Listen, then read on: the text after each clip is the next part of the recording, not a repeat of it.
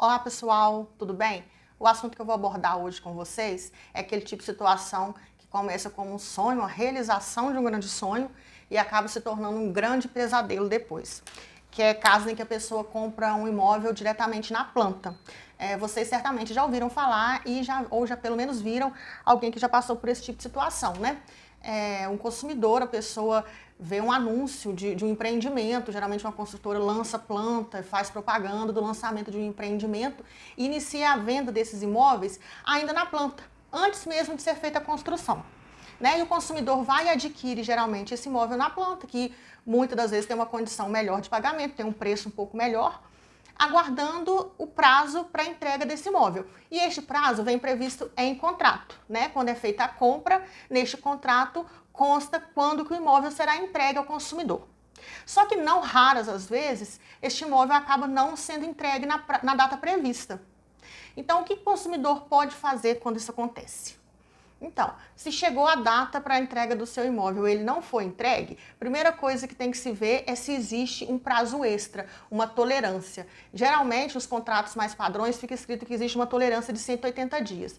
Então, deve-se respeitar esse prazo, essa tolerância. Se passou essa tolerância, aí o consumidor passa a ter alguns direitos e pode buscar isso pela via judicial, geralmente, tá?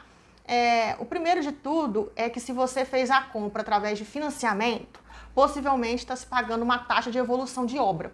E se passou o prazo para entrega, então pode-se pedir a suspensão dessa cobrança. O consumidor não tem mais a obrigação de pagar essa taxa de evolução de obra e isso pode ser requerido judicialmente, tá? Para se interromper este pagamento. Além disso, existe o direito de pedir uma indenização por dano material. E esse dano material ele pode ser de dois tipos. Pode ser o lucro cessante ou o dano emergente. O dano emergente ocorre quando você efetivamente teve um gasto, teve uma despesa em razão daquele atraso na entrega. Como, por exemplo, você adquire um imóvel com a intenção de moradia, com a intenção de morar naquele local. E como não foi feita a entrega, você teve que continuar morando de aluguel. Então, esses aluguéis que você continua pagando, eles são considerados um dano material que você pode requerer esse reembolso judicialmente, tá? Por outro lado, se você adquiriu este imóvel na intenção de alugar, de investimento e ficar comprovado isso, você pode pedir lucro cessante. O que é o lucro cessante? É aquilo que você vai deixar de auferir em razão do seu imóvel não ter sido entregue na data correta. Então, você pode pedir o dano emergente ou o lucro cessante. Além disso, pode ser pedido o dano moral. O dano moral ele tem que ficar comprovado, bem delimitado em juízo a sua ocorrência.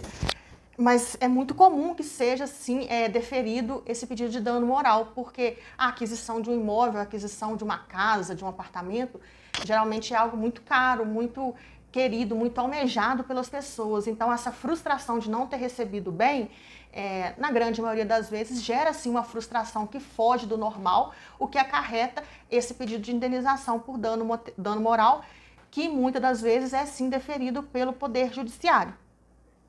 Além disso, gente, existe também previsão de multa, muitas vezes por descumprimento contratual. Então, você vai olhar lá o seu contrato e pode ter uma multa prevista por descumprimento de cláusulas.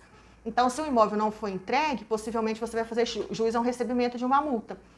E, por muitas das vezes, no contrato não consta uma multa prevista em favor do consumidor. Às vezes, só existe multa prevista para o construtor, em caso de algum descumprimento por parte do consumidor.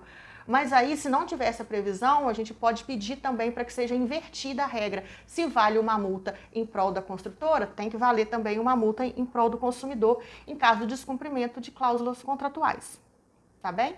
Então é isso, de um modo geral. Se acontecer o atraso na entrega do imóvel, você pode fazer esses pedidos. Pedidos para cessar o pagamento da taxa de evolução de obra, pedido da multa contratual, pedido de dano material, pode ser lucro cessante ou dano emergente, e pedidos de danos morais. Tudo bem?